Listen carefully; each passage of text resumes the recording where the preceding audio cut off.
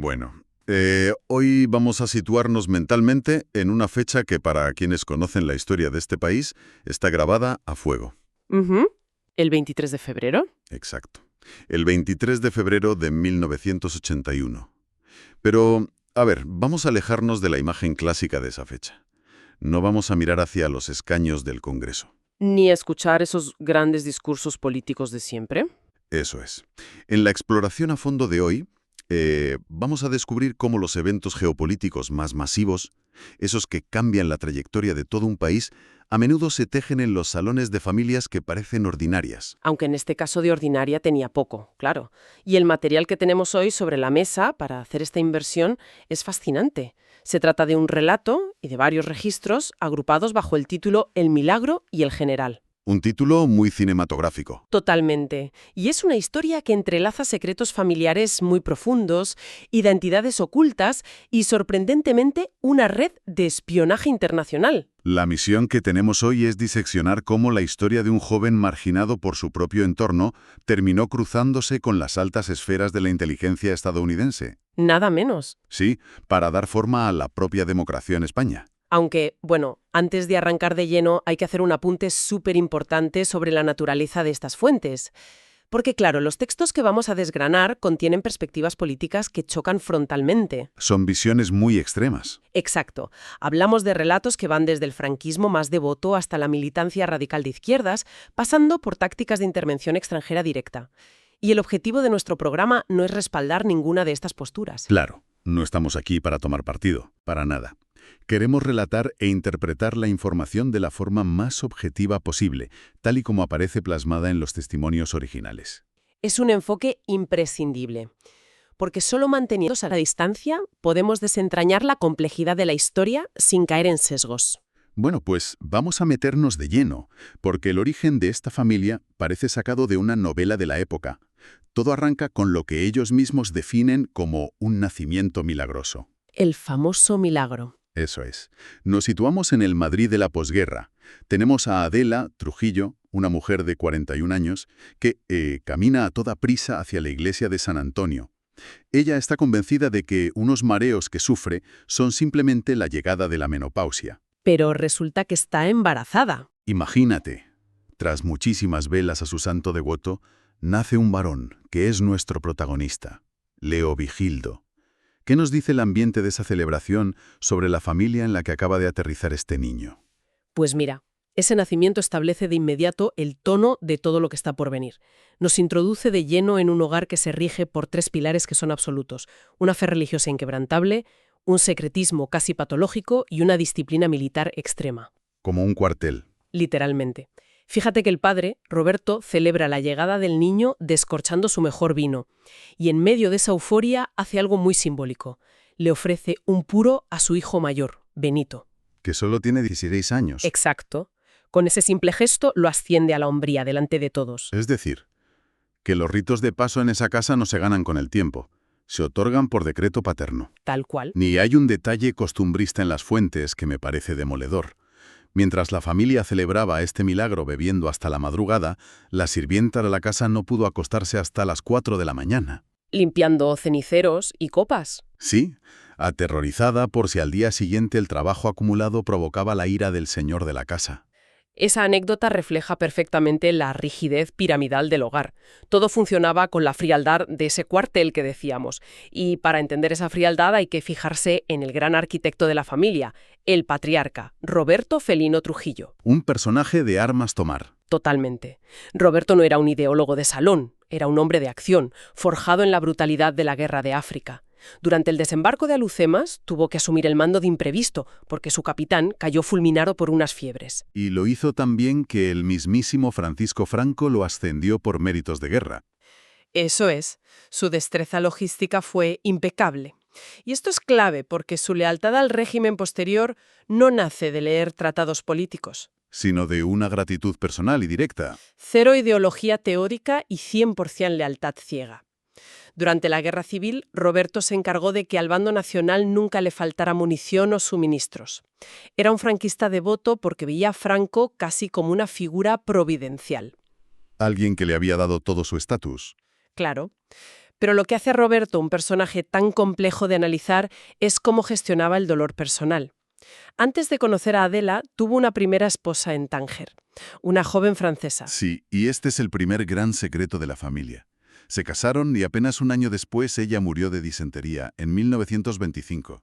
Y la forma en la que Roberto reacciona a esa tragedia es brutal. Lo gestionó como si fuera una baja de guerra. Decidió enterrar esa pérdida bajo un muro de silencio tan absoluto que con el paso de las décadas la propia familia olvidó el nombre de aquella mujer. Como si nunca hubiera existido. Exacto. Era un tema tabú. Una raíz muerta que nadie se atrevía a desenterrar. Y si conectamos esto con el panorama general de la época para nuestra audiencia, este mecanismo de represión es el microcosmos perfecto de la sociedad dictatorial. Si algo duele o no encaja en la narrativa de perfección, se borra. Legal y verbalmente. Deja de existir. Y bajo ese mismo paraguas de uniformes y apariencias crecieron los hermanos mayores de Leovigildo. Vamos a repasarlo rápidamente porque el contraste es tremendo. El primogénito, Benito, siguió el guión a la perfección. Llegó a teniente coronel, se casó con una mujer de buena familia militar y ya está. Pero las hermanas, Adela y Úrsula, acabaron atrapadas. En matrimonios cortados por el patrón del régimen, ¿sí? Especialmente Úrsula, que se casó con un capitán que era un desastre. Era ludópata y alcohólico. Estuvo a punto de ser expulsado del ejército, ¿verdad? Sí, por robar para pagar sus deudas de juego. Un escándalo mayúsculo. ¿Y cómo lo soluciona el patriarca Roberto? Pues mueve sus hilos, tira de favores en las altas esferas para evitar la expulsión. Se traga el orgullo con tal de salvar la apariencia del uniforme. Esa es la clave. El honor era puramente performativo. Curiosamente, el único que entendió que ese ambiente era tóxico fue otro de los hermanos, Sebastián. Decidió romper filas. El primer verso suelto de la familia. Estudió Derecho, se casó con la hija de un exoficial alemán y huyó a Centroeuropa. Demostró que escapar era posible. Y entender esta rigidez estructural ayuda muchísimo a comprender la magnitud de la rebelión que iba a estallar en la propia casa del general. Porque llegamos al Benjamín, a Leovigildo. Durante años es un chico invisible en el colegio de huérfanos de la Armada. Pasa totalmente desapercibido. Pero de repente, en su último año, algo hace clic. Empieza a correr delante de la policía. Delante de los famosos grises en las manifestaciones antidictadura, jugándose el tipo y gritando consignas contra la misma cúpula militar de la que su padre era una viga maestra. Y el motivo de este despertar tan radical no fueron los libros marxistas. Fue pura y simplemente el amor. Leovigildo se había enamorado de un chico al que apodaban el Sisebuto, que era la antítesis andante de todo lo que representaba el general Roberto. Un chico con barba espesa, pantalones acampanados y lo peor a ojos del régimen, fichado por la Brigada Político-Social por ser militante de izquierdas y abiertamente homosexual. Para Leovigildo, tragar gas lacrimógeno era básicamente una forma de cortejo. Era su forma de estar cerca de él, sí. Pero claro, esa burbuja estalla de la forma más trágica posible. Ocurre una noche de sábado en un bar clandestino de Madrid. Un lugar de libertad absoluta para ellos.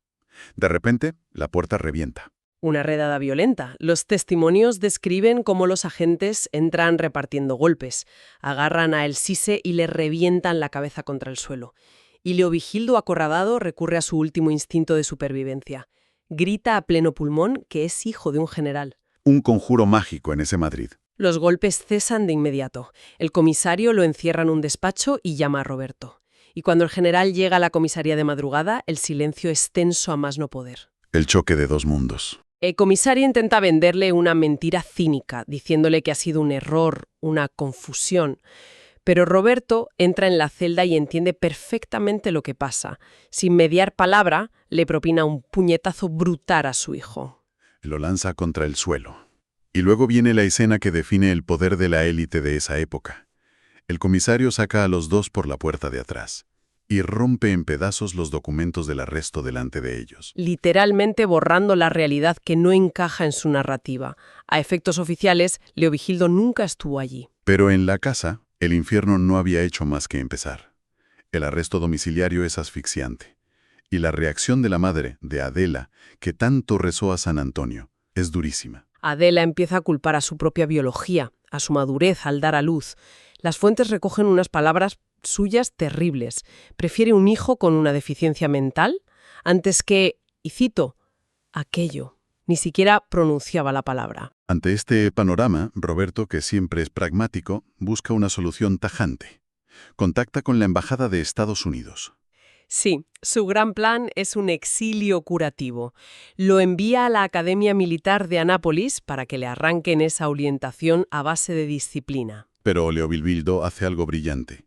Como no puede negarse, elige la Armada. Se niega a vestir el uniforme de infantería de su padre.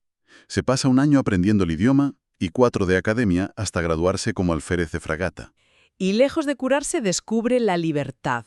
Se enamora de San Francisco en plena efervescencia de los derechos civiles y tiene un romance apasionado con Nueva York. Se encuentra a sí mismo. Exacto. Y entonces le toca volver a una España distinta. Vuelve a un Madrid sin el dictador. En plena transición. Sí, y hay una anécdota preciosa sobre el hogar familiar. Se encuentra la casa rediseñada superficialmente, papel pintado nuevo, algunos muebles distintos, y él lo ve como la metáfora perfecta de la España de la transición. Bajo la pintura fresca se conservan las viejas vigas autoritarias. El ambiente le resulta tan agobiante que a los 3 meses pide el traslado a la base naval de Rota. Pero justo antes de irse, ocurre un momento de tregua en la terraza con su madre. Es un arco narrativo muy conmovedor. Están fumando, tomando café, y Adela, que ha empezado a evolucionar a su manera, le hace una pequeña broma.